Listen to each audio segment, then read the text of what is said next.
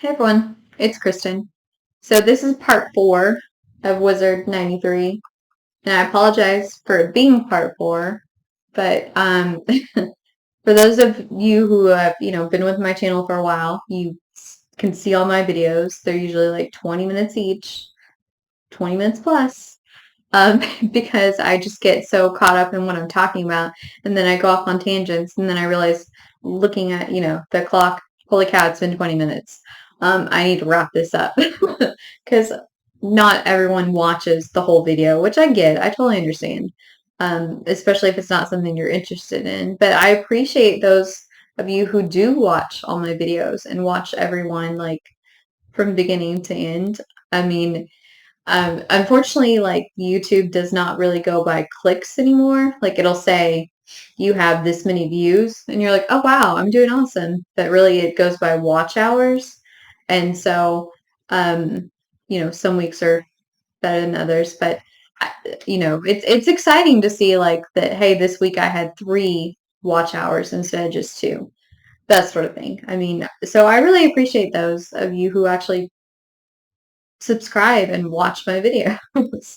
And I've talked about this before, I think, but the reason like I do these videos is because I do love superheroes and I do love sharing all this stuff with you guys, with someone, because I don't have anyone like in my like immediate life that I could share all this with, that's into superheroes like this, that wants to hear me ramble on about this and that superhero or this storyline or this happened or look at my collection sort of thing. So I appreciate it. And this is, yeah, like this is a good outlet for me to share, with other people. And yeah, and like this year I recently found Facebook groups that have all about superheroes. So I've joined quite a few of those. I actually had someone say that, hey, like I recognize you from one of my, Facebook superhero groups, which I think is so cool. I mean, it's small world. Um, yeah, so I really like if you see me in one of those groups, yeah, comment, reach out and say, "Hey, I recognize you. I know you." Because I think that's so cool. Like I said, small world, bringing everyone together. So anyway, this is the 4th video, and we're going to talk about more of the worst stories from the 80s that Wizard thinks. And apparently, well, okay, football is always going to be popular. And so in the 80s, they tried to capitalize on football by doing various football themed stories that didn't translate very well. You'll see what I mean. So this first one, Green Lantern 37, apparently it says like they're at the Super Bowl. Guy Gardner's there too. All this cheering causes a demon to appear.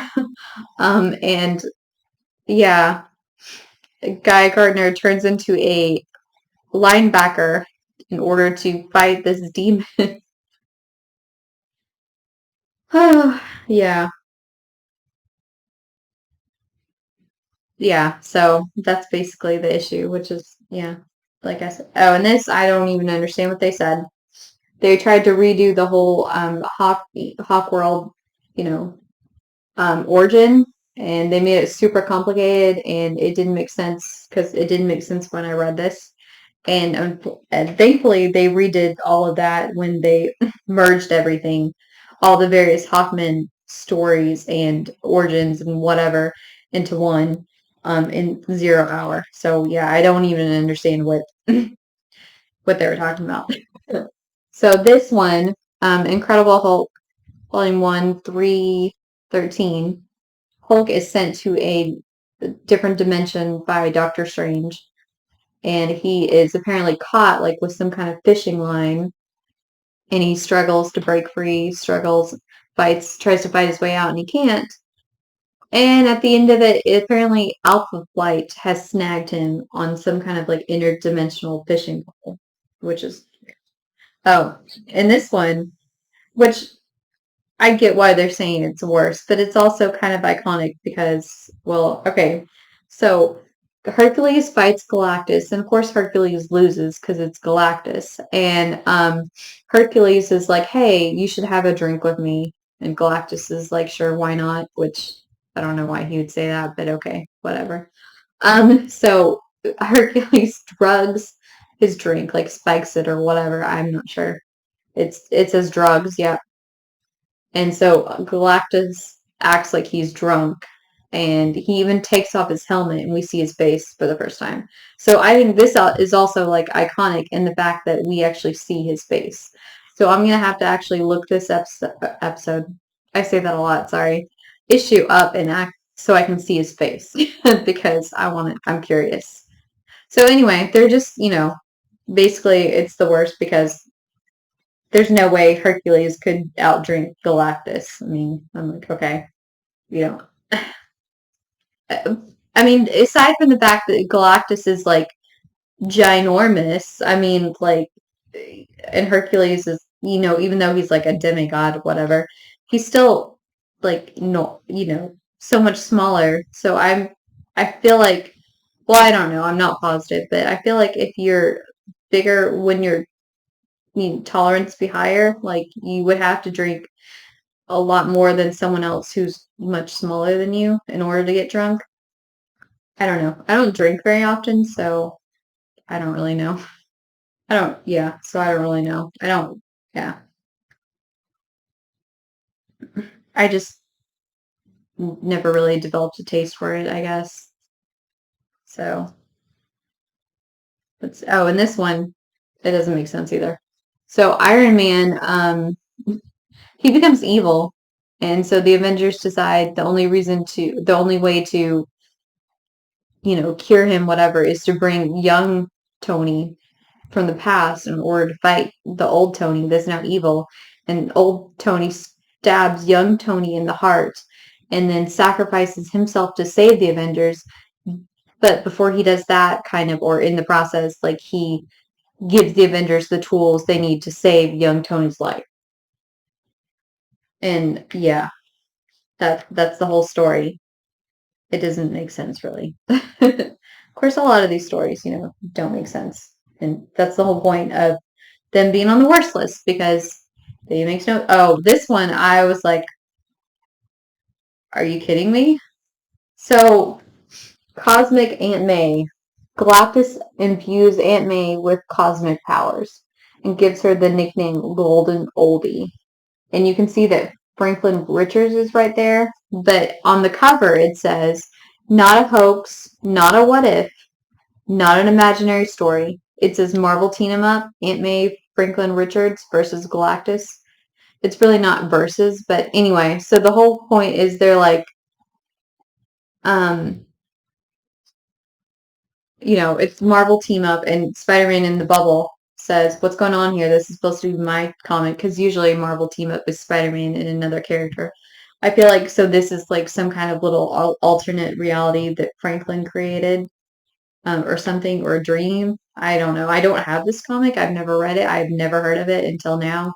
Well, I mean, obviously, when I heard of it when I read this back in the day, but I don't think I paid as much attention back then as I do now.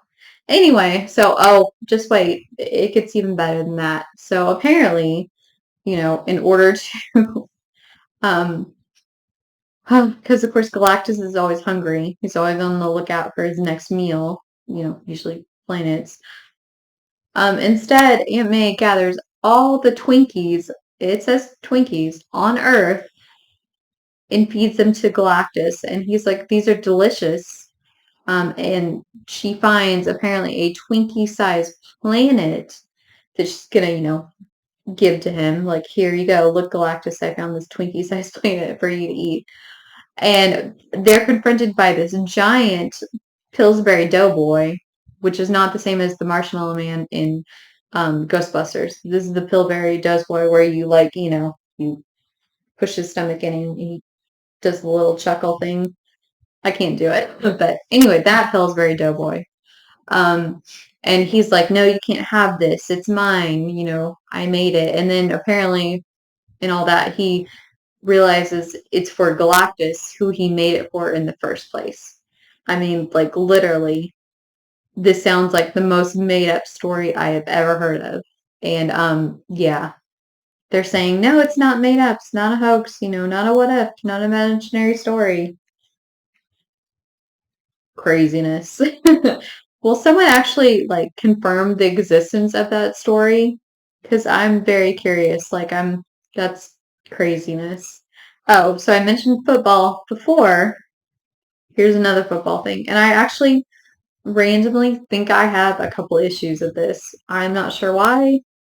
Sometimes like I bought a lot of those comic book packs. You get like 10 comic books at my local comic book store back when it was still here around and still did this because it closed down like years ago, and there's a new local comic book store, but they don't do this unfortunately because I always thought this was fun. Anyway, you get 10 comic books for like $5, and you can see the first comic book. Like that's the only one you can see, and then the rest could be whatever. So I think I got a couple of these issues in when I purchased some of those comic book packs because I don't think I would buy this on purpose because I'm not like a huge football fan. I'll watch it. I've been to college games, but I'm not like a diehard. I have to watch all the games sort of person. I'm aware of it. I know of it. Like I know all the rules. I know how it's played. I know some of the players, etc. But I yeah, I'm not like a huge fan. But anyway, so especially as a kid, I would definitely was not. Like as a little kid, yeah, there'd be no reason for me to buy those. But anyway, so it's called Kickers, Kickers Inc.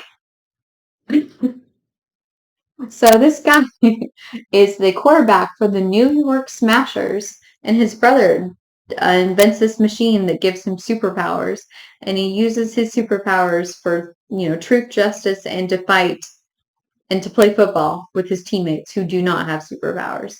So yeah, I'm pretty sure I have a couple of those issues. I'll have to dig through all my stuff and see if I can find them, and then just kind of show you.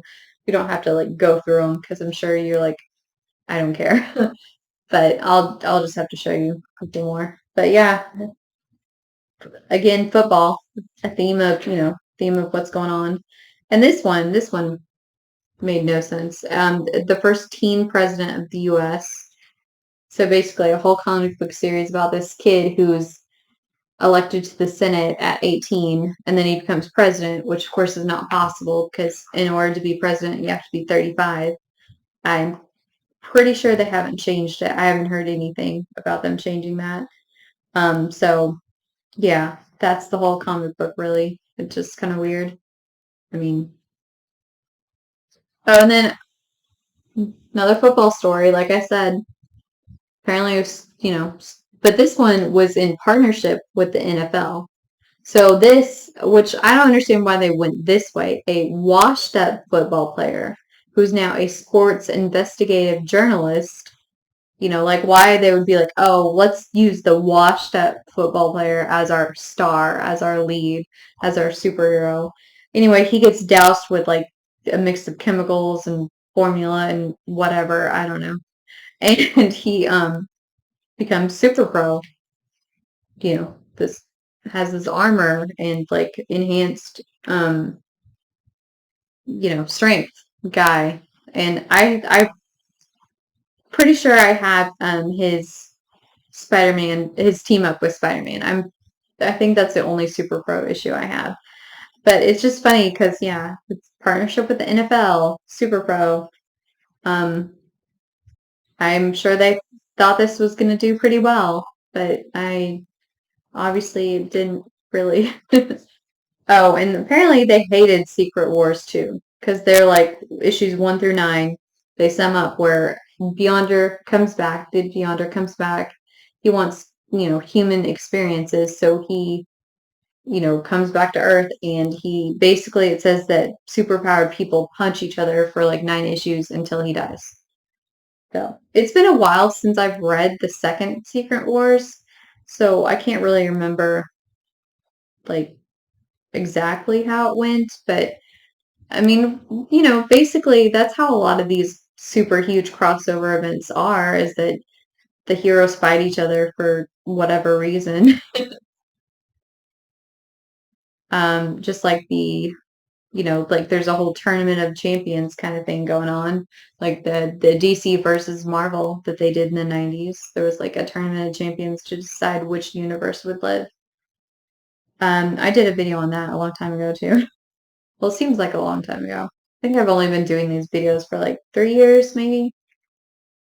I think so. Anyway, so this is a called Sonic Disruptors 1 and or that's the issue number.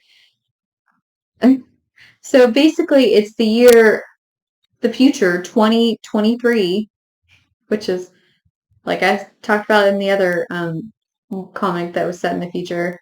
The future is now much closer than the past. So it's just funny how these things that are set in the future is like now, basically, and we haven't achieved like all the stuff that they thought we would by this time. So, oh well, I guess. So it's set in the future, and these radio DJs, disc jockeys that orbit Earth on a space station, they blare truth, justice, and rock and roll to like embolden the rebels that are left on Earth against the evil government. Ah, and interesting. I don't know how many issues that lasted, but interesting. Okay, so you'd think this one with Todd McFarlane, Frank Miller, Batman, Spawn would do great. Like I think it's like a one shot or a mini series or something. You think, okay, that's a gold mine. Todd McFarlane, Frank Miller, Spawn, Batman. Apparently, they thought it was a terrible story because, which reading their description of it, I'm like, yeah, that sounds pretty bad. So apparently, someone's taking severed heads of like New York City bums, I guess, maybe homeless people, and putting them into big giant robot machines and terrorizing, people with them. And so Batman goes to Spawn, where he lives and kind of confronts them and is like, do you know what's going on? And they fight a whole ton. They fight a lot. They hate each other. And it says Spawn throws up a lot, which I don't. Does he do that often? I don't remember that really. Like it's been a while since I've seen the Spawn animated series or read the comics, but like does he do that a lot? Like if you'll, let me know in the comments below, I'd appreciate it because that just seems random for him to just throw up a lot. I don't know. I mean, I think I remember like once maybe in the movie, maybe twice, but I think it was just once, just for like effect or something. So anyway, so they fight a lot. Batman calls him punk a lot because that was an insult back then because comic book code of authority, you couldn't say whatever you wanted to say. You had to be careful about what language you used and what you showed and stuff. Anyway, I think it was more about the language because there's some pretty disturbing scenes in some comic books, like when Green Lantern finds, you know, the body in the fridge. Yeah, that's pretty disturbing. I did a whole I think series on that from one of the Wizard magazines because they did a series on that. Yeah, I don't well, or I think I couldn't even finish it because I was like, this is too much for me.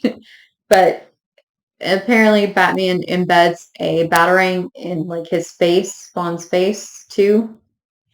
Just, oh, okay, so this um this kind of was like, oh man, they made this guy lame. That's not good. So it's Spider-Man 24, Spectacular Spider-Man. So Peter Parker is super depressed, and so his friends are like, hey, let's go out, let's go dancing. So they dress him up like John Travolta in Saturday Night Live.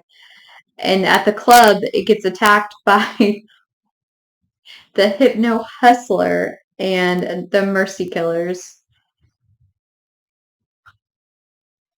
So basically, this guy, he strums his guitar, plays his guitar, and everyone's like under his, hypnotic suggestion. And Spider-Man's the only one, or one of the few, that can resist it. And Spider-Man has to fight his boot blades.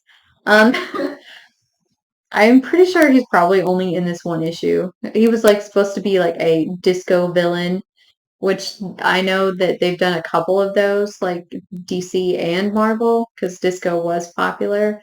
And it brings to mind like Dazzler, who's one of my favorite characters, and she was originally introduced like as a disco character. Um, I'm glad she was able to move beyond that because yeah, most of the other disco characters they've just gone by the wayside and you don't hear anything about them anymore. Um, oh, and then this is the Clone Wars that I talked about where way back, 20 years ago, they introduced the first spider clone. That clone died, but supposedly the clone that died was actually the real clone, and the Peter Parker that's been the Spider-Man for the last 20 years is Ben Riley, and he's the real Spider-Man. It's very confusing. It doesn't make sense. I mean, I'm glad that they finally like got rid of all that because it was just a mess. Nobody liked it. It was very confusing. And then in Spider-Man 75, they resurrected the Green Goblin, which if you don't know, like the climax of the death of Gwen Stacy's story was the whole Green Goblin got impaled on his own glider. So they're saying like he didn't die, he recovered, and he's been in hiding 20 years or something, and he just reemerged. And Wizard points out the fact that maybe they brought him back to distract everyone from the whole clone saga mess, which that could be true. Oh, and then another Spider-Man story that they didn't like. Apparently, Spider-Man's working with this reporter, and the reporter gets kidnapped. And this guy, Ace, is apparently like they're on the trail of this guy named Ace because he's an urban legend or something. And really, he doesn't do anything. He rides his motorcycle and looks cool and, rides his motorcycle out the window. And Spider Man beats up thugs in that issue. And that's pretty much it. In this, they tried to like retool Spider-Man's origin so that he was bitten still by a radioactive spider, but it was due to the fact that one of Dr. Octavius's experiments, this spider got into the ductwork, you know, got into the experiment, caused the experiment to blow up, and then bit Peter. And among other things, like they tried to change and it was just all a mess. And since I'm again running a little long, I'll try to make these last couple pretty fast because, yeah, sorry. So basically, Superman investigates werewolves in Superman 422, and one of them steals Superman's costume and wears it around the city. Yeah. And then this one, Team America, there's these three motorcyclists that team up to fight Hydra and win races because this is like when Evil Knievel was super popular. So they thought, people would buy these because, Evil Knievel. Thor, 319. They visit the set of a movie of a movie, and this guy's an actor in like a B-list horror film, and this freak explosion, because of course those things happen all the time, um, causes him to turn into a real monster instead of the one he's playing. Okay, so this is the one that I disagreed with, but I see their point, I guess. Like reading it again, I can see their So, first X-Men in Australia, Uncanny X-Men 229, which they only stayed there until like the 250s or something. I think after that, like maybe 260s. By the 260s, they were out of there or something. Anyway, so after the fall of the mutants, Roma, a celestial goddess, made them invisible to cameras. So everyone thought they were dead. So they couldn't go back to the mansion. So they decided they went to Australia. Like Roma transported them to Australia and they started over from there. And this was like in the Reavers' old abandoned base that they were using. And so their point was, let's take the X-Men and throw out every element that makes them cool. Professor Xavier, the Xavier School, the whole hated and feared by the humans they're sworn to protect stick, junk, junk, junk. So, and I'm thinking, hey, wait a second, that sounds kind of familiar. That's kind of what they did with this new era of X-Men. On Kuroka, not sure if I'm saying that right, but you know what I'm talking about, the Living Island. That's basically what they did there. Like the X-Men had, no longer protecting humans that hate and fear them. They pretty much isolated themselves to this, one island, which, I get. But at the same time, you kind of miss, because that's like a core of what made the X-Men, is the whole protecting those who hate and fear them. Well, not like the X-Men would ever go against humans or anything, but well, I mean, there are groups of humans that, of course, try to destroy them, and it's evident by what happened in X-Men comics this year. Which I won't say anything, just in case you haven't read it yet, because there's some people out there that still haven't, so I won't say anything. But anyway, that's kind of what it's reminiscent of to me. Again, okay, another football reference. Spider-Man, plays football with these kids, and apparently some guy kidnaps the Watcher and says, "Hey, the outcome of this football game determines the Watcher's fate." And of course they win, but still, it's very random. But you can see on the front, Spider-Man has a football in his hand. And this one was way out there too. I mean, I was like, okay. So this, I guess it was, supposed to appeal to a very like small group of people. I'm not sure. I mean, where they're trying to just appeal to another different group of people. So this guy who drives an 18-wheeler with his brother gets forced, and his name is Ulysses Solomon Archer. So his nickname is US. They drive, 18-wheelers, and this villain, evil guy named Highwayman forced them off the road, and his brother dies. He doesn't. This is where I was like, what? Are you kidding me? He ends up with a metal plate in his head. I mean, no lie, this is what it says. And when he touches his tongue to the roof of his mouth, he can pick up CB broadcast. Yeah. So he takes that as his sign that he's supposed to be a superhero.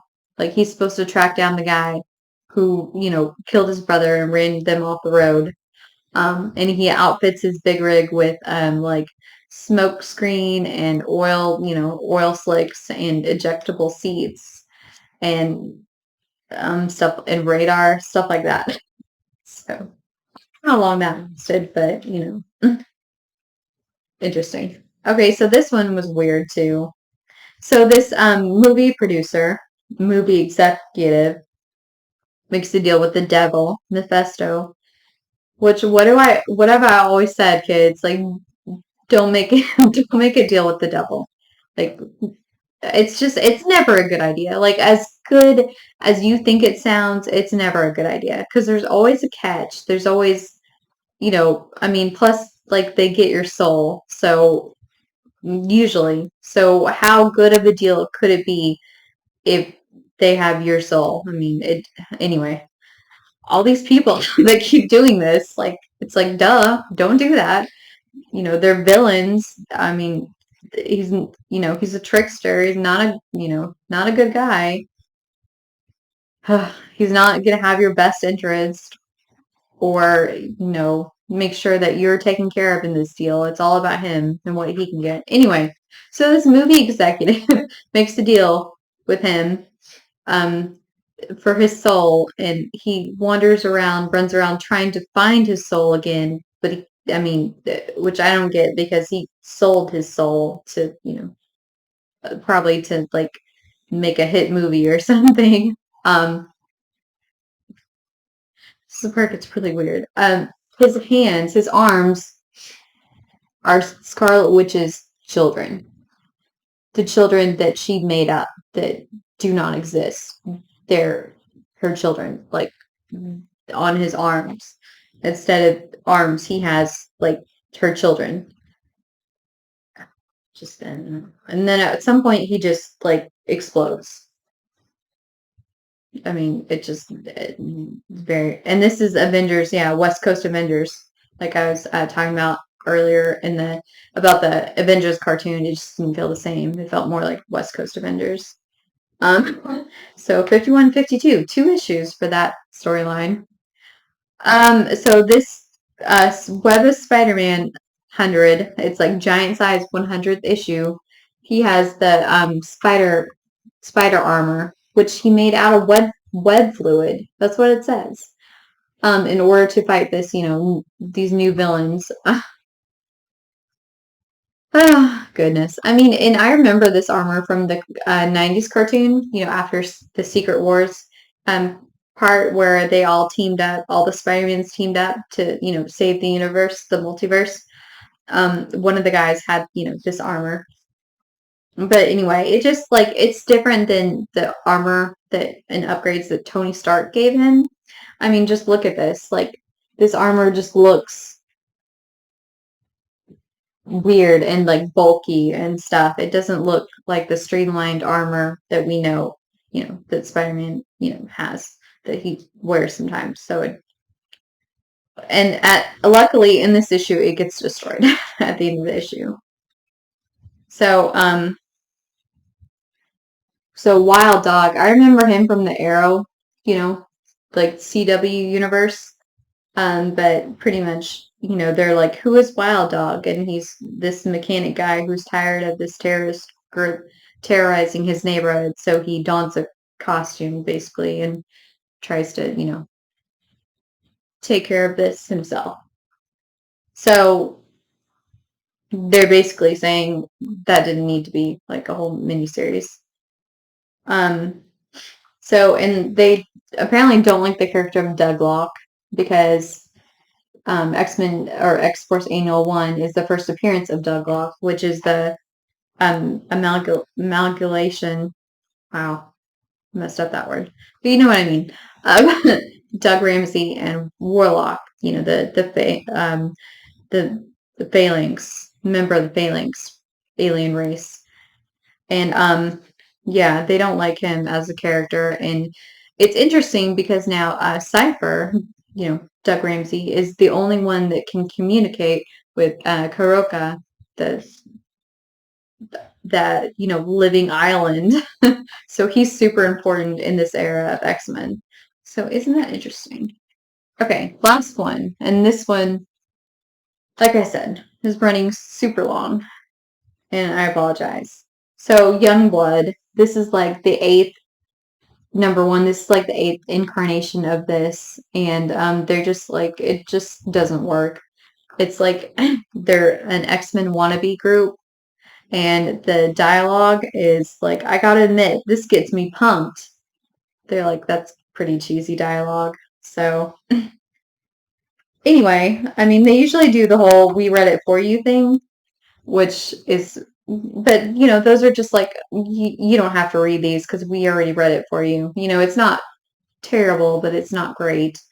But these were like the worst reads ever that they thought, or some of the worst issues ever and worst storylines ever in comic books. So um, that one ran like way too long, and I apologize for that. But there are so many, and they were kind of fun to talk about because it's different than the whole like, hey, these are the best things ever. Like, you should definitely read these. Basically, it's saying, don't read these. They're not worth it. But so it was just fun to talk about something a little bit different for a change. And so hopefully, hopefully, I really think my project will be done soon.